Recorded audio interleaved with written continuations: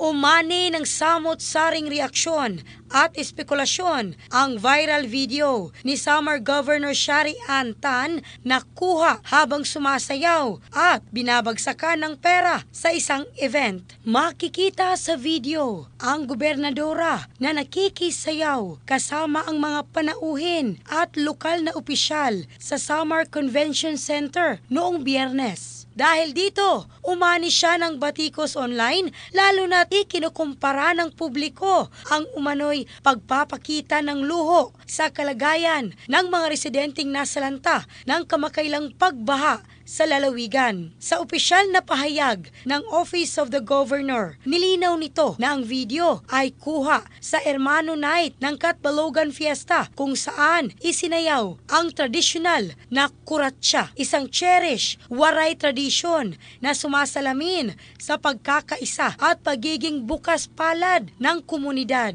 Dagdag pa ng pahayag, inimbitahan lamang si Governor Tan sa naturang pagdiriwang at iginiit na ang lahat ng nalikom sa event ay na-donate na sa ilang simbahan at kapilya sa Catbalogan City. In the heart of changing lives, ako si Michelle Craste ng Brigada News Philippines, the Music and News Authority.